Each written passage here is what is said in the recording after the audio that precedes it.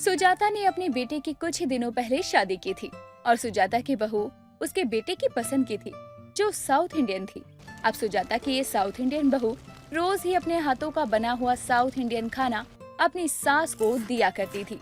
एक रोज सुबह के समय सुजाता के घर उसकी पड़ोसन विमला का आना होता है। अरे सुजाता, कहाँ है तू? अरे क्या खुशबू आ रही है तेरे घर से। लगता है आज कुछ अच्छा बना है। सुजाता, क्या बना रही है तेरी साउथ इंडियन बहू? अरे क्या बताऊं विमला, जब से मेरी बहू आई है तब से बस एक से बढ़कर एक अच्छी से अच्छी डिश खाने को मिल रही है। कभी डोसा तो कभी इडली तो कभी सांभर। अरे अभी क्या बना रही है तेरी बहू? क्या खुशबू आ रही है। वैसे मुझे इन साउथ के लोगों के हाथों का खाना बहुत ही अच्छा लगता है। हाँ हाँ रुक, बहू ओ बहू, मेरे लिए इडली डोसा लेकर आ रही है तो विमला के लिए भी लेती आइयो। अब कुछ ही देर में सुजाता की बहू तारा अपनी सास के साथ साथ विमला के लिए भी डोसा लेकर आती है, जो कि दिल की शेप का होता है। ये क्या बनाया है बहू ने? दिल के आकार का डोसा। अरे तेरी बहू तो कलाकार है। डोसा बनाना तो जानती ही है, साथ में इसका क्या आकार दिया है इसने। आखिर बहू किसकी है? ये तो कुछ भी नहीं, मेरी बहू तो 56 स्टाइल के डोसा बनाती है।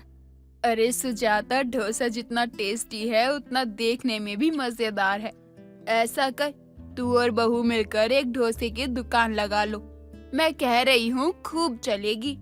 इतना अच्छा टेस्ट तो चांदनी चौक के डोसे में भी नहीं आता है। अरे नहीं नहीं, बहू को जो भी बनाना आता है वो घर में ही बनाए, घर वाले ही उसका आनंद ले। अभी बहू नई नई है, मुझे बहू को चौराहे या नुक्कड़ पर खड़ा करने का कोई शौक नहीं है। अरे तू भी क्या क्या बोलती है। अरे ये तो अच्छी बात है कि तेरी बहू के हाथों में हर तरह के डोसा बनाने का हुनर है, और यही तेरी बहू का टैलेंट जब लोगों तक जाएगा तो मैं बता रही हूँ तेरी बहू फेमस हो जाएगी। मेरा मतलब उसकी दुकान फेमस हो जाएगी। सुजाता के कान में विमला इतनी सी बात डाल देती है।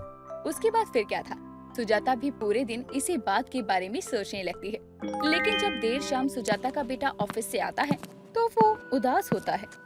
बहू, कपिल आ गया है, जरा उसे चाय पानी दे दे। कपिल, तू ठीक तो है ना बेटा? नहीं माँ, क्या बोलूं मैं आपको? ये बोलूं कि मेरी कंपनी वालों ने मुझे काम से निकाल दिया। बस काम छूट गया, इसलिए थोड़ा परेशान हूँ, और कुछ नहीं। जी लीजिए पानी। अगर आपका ऑफिस बंद हो रहा है तो कहीं और मिल जाएगा काम। आप इतना सोच क्यों रहे हो? अरे काम तो मिल ही जाएगा, लेकिन तनख्वाह उतनी नहीं मिलेगी ना। तनख्वाह तो कम मिलेगी ना। मुझे वहाँ कई साल बीत गए तो ज्यादा पैसे मिलते थे। अब कहीं नई जगह जाऊंगा तो कम पैसे देंगे। हाँ ये तो है, मैं आपके लिए चाय बना कर लाती हूँ। सुजाता अपने बेटे कपिल को परेशान देखकर और भी ज्यादा परेशान हो जाती है, और अब वो विमला की बातों पर और भी ज्यादा गौर करती है और अपने बेटे कपिल से कहती है, अगर तू बुरा ना माने तो मैं तुझे कुछ बात कहूँ काम को लेकर। हाँ माँ, कहो, क्या कहना है आपको? मैं क्या कह रही थी कि बहू को 56 स्टाइल के डोसा बनाना आता ही है, तो क्यों ना हम बहू के इस टैलेंट का फायदा उठाएं और तुम दोनों 56 स्टाइल डोसा की एक दुकान लगा लो। माँ, कहीं आप डोसा का स्टॉल लगाने की तो नहीं सोच रही? वैसे माँ, ये आइडिया अच्छा है, क्योंकि यहाँ दूर दूर तक कोई साउथ इंडियन खाना नहीं मिलता और सबको पसंद भी है, और हमारी तारा एक से बढ़कर एक डोसा बनाना जानती है। लेकिन मुझे बहू को बाहर भेजना और डोसा इडली बिचवाना अच्छा नहीं लग रहा है। माँ, मुझे पता है इस काम के लिए तो तारा भी मना नहीं करेगी, और तारा के साथ मैं भी करूँगा। सुजाता और कपिल ये बातें कर ही रहे होते हैं कि तभी वहाँ तारा चाय लेकर आती है, और तारा भी अपने पति की बात सुनकर अपनी सास से कहती है, माँ जी, आप चिंता मत कीजिए, मेरे दिमाग में ये बात काफी समय से चल रही है, लेकिन आज विमला काकी ने आपके दिमाग में ये बात डाली तो जाकर इस पर चर्चा हुई है। अरे तो देर किस बात की, कल से ही करते हैं। एक छोटी सी दुकान लेते हैं, 56 स्टाइल डोसे की दुकान के नाम से चलाएंगे। हाँ तो हम कल से अपना ये नया बिजनेस शुरू करते हैं। अगले दिन ही तारा और कपिल दोनों ही अपना नया बिजनेस शुरू करते हैं, एक छोटा सा स्टॉल लगाकर, और अपने उस छोटे से स्टॉल पर एक पोस्टर भी लगाते हैं जिसमें लिखा होता है, साउथ इंडियन बहू का 56 स्टाइल डोसा। सुनिए जी, अभी तक तो जो भी लोग आए हैं ना, उन्होंने हमारे डोसे की तारीफ की है, बस आगे भी सब अच्छा हो। हाँ तारा, मैं भी यही चाहता हूँ कि जैसे ये काम चल रहा है आगे भी ऐसा ही चलता रहे। विमला को जब ये बात पता चलती है कि सुजाता की बहू ने डोसे का स्टॉल लगाया है तो वो तुरंत ही वहाँ आ धमकती है। अरे वाह वाह, क्या दुकान लगाई है सुजाता की बहू ने, और ग्राहक भी अच्छे खासे आए हुए हैं। अरे विमला काकी, आप आइए आइए बैठिए, आपके लिए भी डोसा बना दूं। अब आई हैं तो खा कर ही जाइए। अरे बहू, तेरी बहुत बहुत मेहरबानी। भूख तो बहुत तेज लगी थी मुझे, अब आई हूँ तो खा ही लेती हूँ। अरे विमला काकी, आप खाइए, ये आपकी अपनी ही तो दुकान है। अब विमला वहाँ बैठी डोसे का आनंद ले रही होती है, लेकिन वो देखती है कि धीरे धीरे तारा के डोसे की दुकान पर भीड़ जमा हो जाती है। यहाँ तो शादीशुदा लोग ज्यादा आ रहे हैं, बच्चों को ये डोसा पसंद होगा ना, और बहू भी तो तरह तरह का डोसा बनाना जानती है।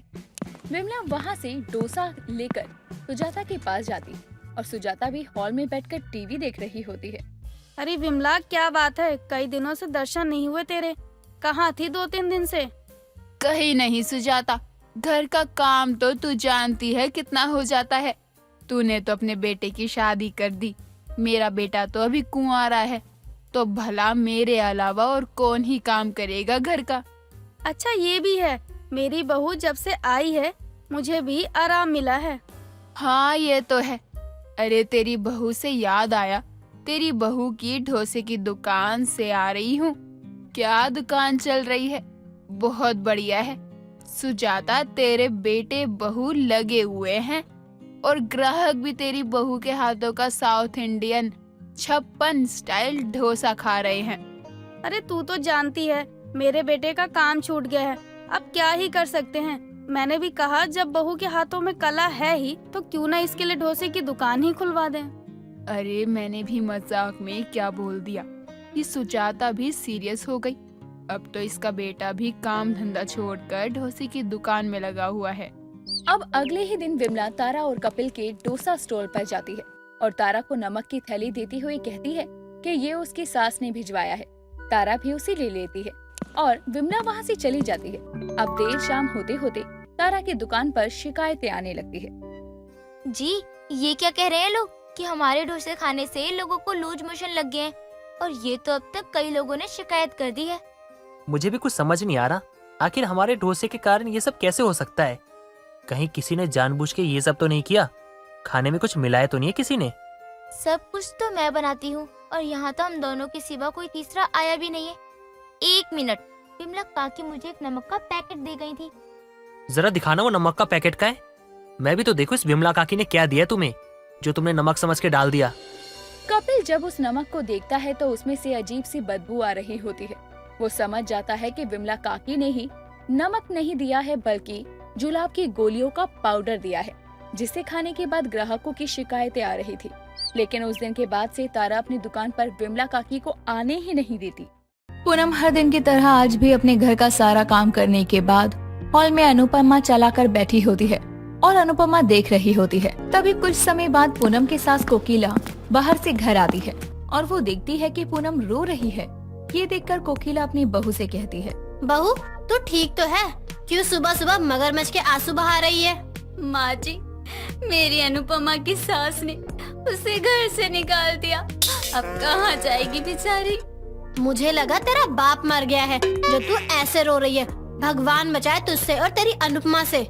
माँ जी, आप क्या जानो बेचारी अनुपमा का दर्द, आप भी तो एक सास ही हो ना। हाँ हाँ, चल जा, अब जाकर चाय बना ले।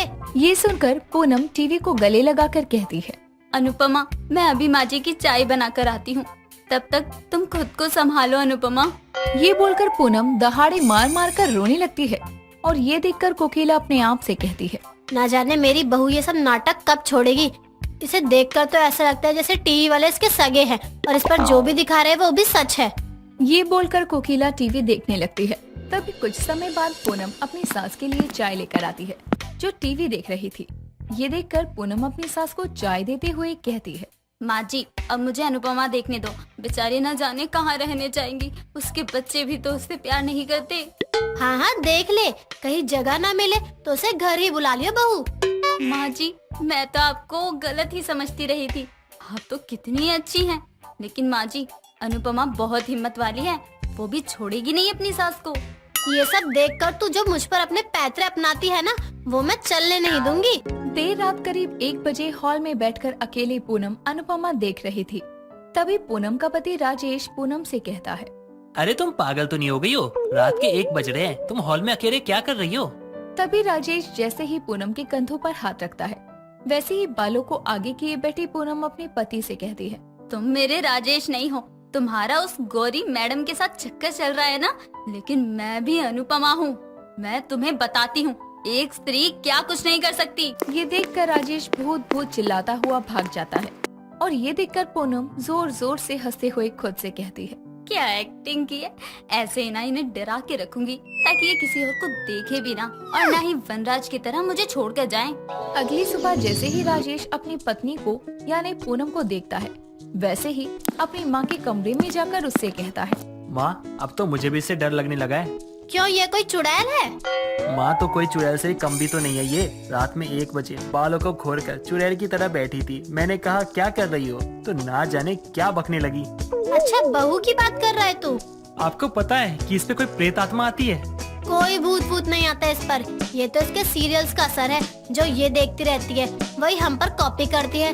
तेरे साथ पहली बार हुआ है, ये तो मेरे साथ रोज होता है। देर शाम पूनम पड़ोस की विमला के साथ मार्केट जा रही थी। तभी कोकिला अपनी बहू को जाते हुए देखकर कहती है, बहू कहाँ जा रही है, वो भी बिना बताए? एक्सक्यूज मी माँ जी, मैं घूमूं फिरूं, नाचूं गाऊं, हंसूं खेलूं, बाहर जाऊं, अकेले जाऊं, किसी के साथ जाऊं, जहाँ जाऊं, जब जाऊं, जैसे भी जाऊं, आपको क्या? क्या बोली? मुझे क्या? तेरी सास हूँ, समझी? ये तेरे बाप का घर नहीं है जो कहीं भी बिना बताए निकल जाएगी। माँ जी, आपको बहुत बड़ी गलत फैमिली है कि मैं अपने पिताजी को बिना बताए घर से बाहर जाती थी। पहली बात तो तू इंग्लिश की माँ बहन मत किया कर, और दूसरी बात ये कि क्या तूने मेरे घर को धर्मशाला समझ रखा है जो नाचूं गाऊं, खेलूं, अकेले जाऊं, बाहर जाऊं लगा रखा है? कोकिला, इसीलिए कहती हूँ कि तू भी अनुपमा देखा कर। तेरी बहू अनुपमा के डायलॉग बोल रही है। मैं तो बहू से ज्यादा उस अनुपमा से परेशान हो चुकी हूँ। माँ जी, आप भी क्यों नहीं चलती हैं मार्केट? जल्दी आ जाएंगे। अपना क्लास देखा है, एक झोला टांग लिया करती है और चल पड़ती है बक बक करते हुए मार्केट। तेरे साथ जाने से अच्छा है मैं घर ही रहूं। माँ जी, आप मुझे क्लास सिखा रही हैं। यही बहू आपको शादी से पहले तक तो आइटम लगती थी। तब मुझे पता नहीं था ना कि कांदे के भाव में पनीर लूंगी तो ऐसे ही मिलेगी। तो क्या तू भी अपनी सास से बहस करने में लगी हुई है? चल जल्दी, लेट हो गया है हमें। तभी विमला और पूनम मार्केट जाने के लिए निकल पड़ते हैं और मार्केट से सामान लेने के बाद दोनों को आने में लेट हो जाता है। तभी रास्ते में पूनम और विमला को चोर मिलते हैं। सुनसान रास्ते में जो विमला और पूनम को रोककर विमला के गर्दन पर चाकू रखते हुए पूनम से कहते हैं, ये शानपति यहाँ नहीं दिखाने का, जितना भी रोक रहा है ना इधर रख देने का। ये 2 टके की बदमाश, मेरे को नहीं मालूम कि ये तेरा चवन्नी वाला रामपुरी चाकू किसी काम का है भी या नहीं। कौन बोल रहा है? काट डालेगा इस बुड्ढी का गला, आगे नहीं बढ़ने का। मैं भी तेरे को कब से समझाए जा रही है, अपने को भी आती है ये तेरी तरह बात करना। मस्त लगा ना? ए चुप कर शानी, चुपचाप पैसे निकाल और इसको ले और निकल जाए यहाँ से। बहू दे दे जो भी तेरे पास है, वरना ये मुझे मार देगा। ऐसे कैसे मारेगा ये आपको आंटी जी? मैं हूँ ना। मैं हूँ ना क्या? तू क्या चीफ मिनिस्टर है यहाँ की? नहीं, मैं यहाँ की वो औरत हूँ जो अपना पत्नी धर्म निभाते हुए यमराज से अपने पति के प्राणों की रक्षा करती है। मैं वो बहू हूँ जो अपनी सास के खांसने से पहले पानी ला कर देती है। मैं वो माँ हूँ जो अपने बच्चों पर आने वाली मुसीबत को पहले ही भाप लेती है। मैं वो पड़ोसन हूँ जो अपने सामने ही अपनी पड़ोसन विमला आंटी का गला कटने से बचाने के लिए लगातार संघर्ष कर रही है, क्योंकि अनुपमा ये सब करती है। अरे चुप कर शानी, मैं ये हूँ, मैं वो हूँ। वैसे ये अनुपमा कौन है? स्टार प्लस नहीं देखा? वही अनुपमा जिसकी सास ने उसे घर से निकाल दिया। ये बोलकर पूनम नीचे बैठ जाती है और रोते हुए नीचे से एक मुट्ठी मिट्टी उठाकर चोर की आंखों में डाल देती है। और मिट्टी चोर की आंखों में तो जाती है, लेकिन विमला की आंखों में भी हल्की सी चली जाती है। और विमला पूनम से कहती है, बहू क्या किया तूने? खुद को अनुपमा बताती है, लेकिन काम सारे तेरे राखी सावंत वाले हैं। पूनम विमला का हाथ पकड़ते हुए कहती है, मेरे साथ भागो अब आंटी जी। ये बोलकर पूनम विमला का हाथ पकड़कर भागने लगती है और जैसे तैसे घर पहुंचती है। जहाँ कोकिला अपनी बहू पूनम का इंतजार कर रही थी। तभी कोकिला अपनी बहू को डरे हुए हॉल में देखकर कहती है, किसका घर लूट कर आ रही है? तू जैसी थी वैसे इस विमला की बच्ची को भी बना दिया।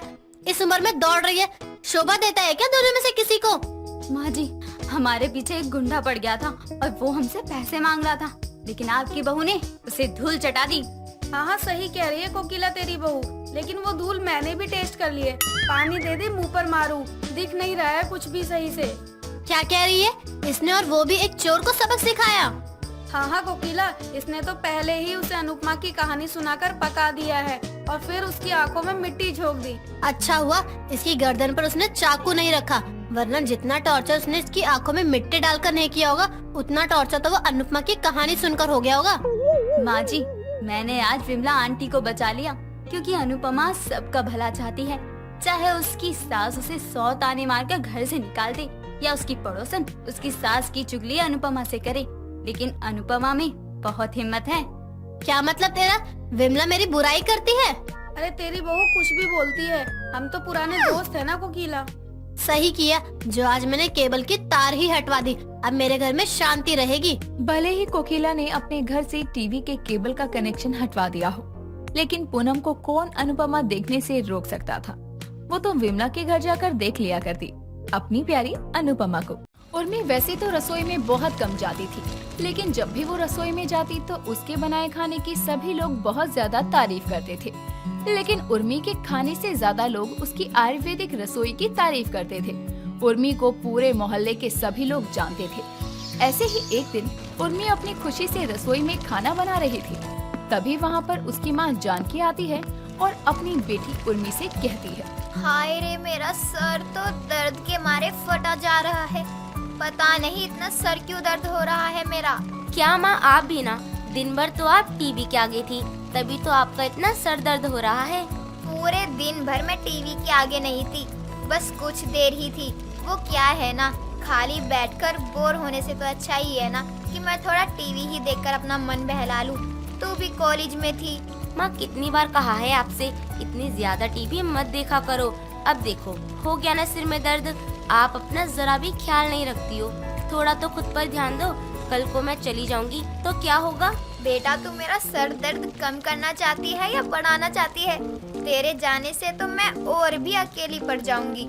पता नहीं कैसे रहूंगी। तब तो कोई मुझे सुनाने के लिए भी नहीं होगा कि मैंने ये किया वो किया। माँ, भले ही मैं आपके साथ न रहूं, लेकिन मैं अपने ससुराल से भी आपका पूरा ध्यान रखूंगी। हाँ, मुझे तुझ पर पूरा भरोसा है कि शादी के बाद भी तुझे मेरी फिक्र लगी ही रहेगी। लेकिन अभी जो सर दर्द से मेरी जान जा रही है उसका तो कुछ कर। मेरा सर फटा जा रहा है। माँ, आप अपने कमरे में जाओ, मैं अभी आपके लिए चाय बना कर लाती हूँ गर्मा गर्म, वो भी शुगर फ्री, और दालचीनी का लेप भी लगा दूंगी। आपको जल्दी से आराम मिल जाएगा और आप ठीक हो जाएंगी। ठीक है, मैं अपने कमरे में जा रही हूँ। तो जल्दी से अपनी आयुर्वेदिक रसोई का कोई जल्दी से इलाज ले आ। आज तक तेरी आयुर्वेदिक रसोई से तो मेरे सारे कष्ट मिटे हैं। माँ, अब बातों में समय खराब मत करो, जल्दी से अपने कमरे में जाओ, मैं आती हूँ वहीं। उर्मी की आयुर्वेदिक रसोई की वजह से उर्मी की माँ जानकी के सर का दर्द बिल्कुल ठीक हो जाता है और वो बहुत ही जल्दी अच्छा महसूस करने लगती है। उर्मी की माँ और उर्मी में बहुत अच्छी बनती थी। कई दिनों तक ऐसे ही चलता रहता है। कुछ दिनों बाद उर्मी को देखने एक अमन नाम का लड़का अपनी माँ सरोजा के साथ आता है। सभी लोग आपस में बातें कर रहे थे कि तभी सरोजा कहती है, आपकी बेटी तो बहुत प्यारी है, मुझे आपकी बेटी बहुत पसंद आई। भगवान के दया से हमें किसी चीज की कोई कमी नहीं है। आपकी लड़की हमारे घर में बहुत खुश रहेगी। जी, आपकी बातों पर हमें पूरा भरोसा है, और जहाँ कोई कमी रह जाएगी वहाँ मेरी बेटी है तो। और आपको मेरी उर्मी की एक खास बात पता है, उसकी रसोई है आयुर्वेदिक, सभी बीमारी का इलाज है उसमें। अरे आज के समय में आयुर्वेदिक क्या होता है? हमें तो कोई भी परेशानी होती है तो हमारा एक फैमिली डॉक्टर है, हम सीधे उसी के पास चले जाते हैं, वही सही रहता है हमारे लिए। अरे जब दिक्कत परेशानी का इलाज आपकी रसोई में ही मिल जाएगा तो बाहर डॉक्टर के पास जाना ही क्यों? और वो भी आपको दर्द में राहत ही देंगे ना, और वही चीज आयुर्वेद में भी होता है। नहीं, ये सब बातें तो सूट करने के ऊपर होती है, हमें तो हमारी फैमिली डॉक्टर की दवाई सूट करती है। अरे हम यहाँ पे रिश्ते की बात करने आए हैं या फिर आयुर्वेदिक और डॉक्टर पे चर्चा करने? अरे अमन, सही बोल रहे हैं, वैसे मुझे तो आप और आपका परिवार काफी पसंद आया। मुझे रिश्ता मंजूर है। बस अब आप अपनी राय बता दीजिए, आप क्या चाहते हो? राय क्या जाननी है, हमारे तो रिश्ते के लिए हाँ है। बस अब तो आपकी बेटी हमारे घर के जल्दी से बहू बनकर आ जाए, हमें और क्या ही चाहिए। बस शादी की तारीख तय करनी है अब तो। आपसी सहमति से रिश्ता तय हो जाता है। कुछ ही दिनों बाद उर्मी और अमन की शादी होती है। शादी के बाद उर्मी अपने ससुराल में सब कुछ बहुत अच्छे से संभाल लेती है। सब बहुत ही अच्छा चल रहा था। कुछ दिनों बाद जानकी के घुटनों में काफी ज्यादा दर्द होने लगता है। शाम को उर्मी जब अपनी सास के लिए चाय लेकर जाती है तो अपनी सास को चाय देते हुए उर्मी कहती है, माँ जी ये लो, चाय लाई हूँ मैं। आज तो आप अपने कमरे से बाहर ही नहीं आई। बहू अब क्या बताऊँ मैं, मेरे घुटनों में इतना दर्द हो रहा है, अपने कमरे से बाहर तक जाने की हिम्मत नहीं है, इसलिए बस मैं अपने कमरे में ही थी। अच्छा हुआ तू चाय लेकर आ गई कमरे में। माँ जी आपने मुझे क्यों नहीं बताया आपके घुटनों में इतना दर्द हो रहा था? बहू अब तुझे क्या बताना, कुछ देर में अमन आ ही जाएगा, तब मैं डॉक्टर से जाकर दवाई ले आऊंगी। माँ जी आप यहीं रुको, डॉक्टर के पास बाद में जाना। अभी मैं पहले आपके लिए आयुर्वेदिक इलाज लेकर आती हूँ। सुबह से दर्द में करा रही थी, लेकिन अपनी बहू को बताया तक नहीं। उर्मी अपनी सास की एक बात नहीं सुनती और रसोई में जाकर अपना आयुर्वेदिक इलाज जल्दी से बना कर लाती है और अपनी सास के घुटनों में लगाने लगती है। तभी सरोजा बोलती है, बहू क्या लगा रही है, कुछ तो बता, कहीं तेरी आयुर्वेदिक रसोई के चक्कर में मेरे घुटनों का हाल बेहाल न हो जाए। मुझे ये सब चीजें सूट नहीं करती है। माँ जी आप बस थोड़ी देर रुको, आपको आराम न मिले तो बोलना। काफी देर तक उर्मी अपनी सास के घुटनों की मालिश करती है। इतनी मालिश के बाद सरोजा को थोड़ा आराम भी मिलता है और सरोजा कहती है, बहू तूने क्या लगाया है, अब तो बता दे। माँ जी ये आयुर्वेदिक इलाज है। सरसों के तेल में लहसुन की कली कूट के मिला देने के बाद वो घुटनों पर मालिश करने से आराम मिलता है। आपको अब ठीक महसूस हो रहा है ना? मुझे इतना भी दर्द नहीं हो रहा था जितना तूने बना दिया। वो तो बस तूने थोड़ा पैर दबा दिया इसलिए ठीक लग रहा है, वरना तो मैं ये आयुर्वेदिक इलाज में भरोसा बिल्कुल नहीं करती हूँ। कोई बात नहीं माँ जी, आपको आराम मिल गया, मेरे लिए वही बहुत है। आप आराम करिए, मैं चलती हूँ। दर्द इतना ज्यादा नहीं था जो घबराना पड़ता, मैं तो पहले भी ठीक ही थी, लेकिन तू ही अपने आयुर्वेदिक रसोई के नुस्खे उठा लाई। क्या हो गया, इससे कुछ तो नहीं हुआ ना? माँ जी लहसुन और सरसों के तेल से ही आपको आराम मिला है। आप मानो या मत मानो, लेकिन दर्द में राहत आपको मेरी आयुर्वेदिक रसोई से ही मिली है। बस तुझे तो मौका चाहिए होता है अपनी आयुर्वेदिक रसोई की बड़ाई करने का। सरोजा को घुटनों के दर्द से राहत तो मिल जाती है, लेकिन वो फिर भी इस बात के लिए अपनी बहू की आयुर्वेदिक रसोई को श्रेय नहीं देती। कुछ दिनों बाद अमन सीढ़ियों से उतर रहा था, तभी उसका पैर फिसल जाता है और उसके सर पर काफी चोट आती है।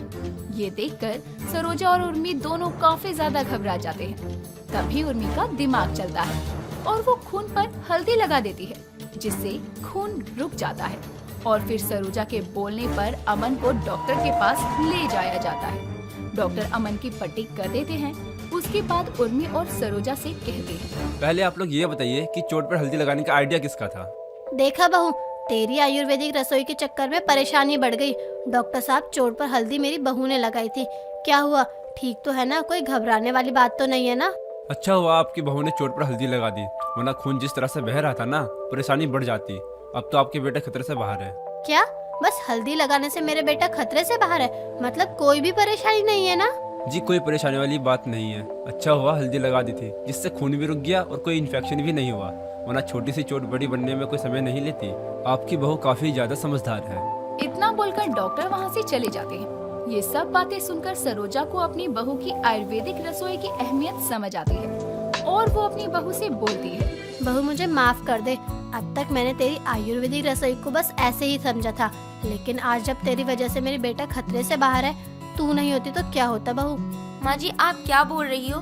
अमन जी मेरे पति है, अब उनके लिए ये सब करना तो मेरा फर्ज है ना। और आप फिक्र क्यों कर रही हो? मैं हूँ ना, सब ठीक हो जाएगा। देखिएगा अमन जी को जल्दी ही होश भी आ जाएगा।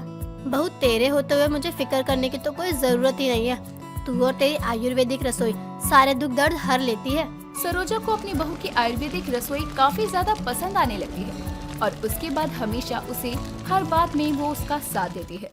दोस्तों अगर आपको ये कहानी पसंद आई तो इसे लाइक करें, शेयर करें और कमेंट करके बताएं कि कहानी में आपको सबसे अच्छा क्या लगा।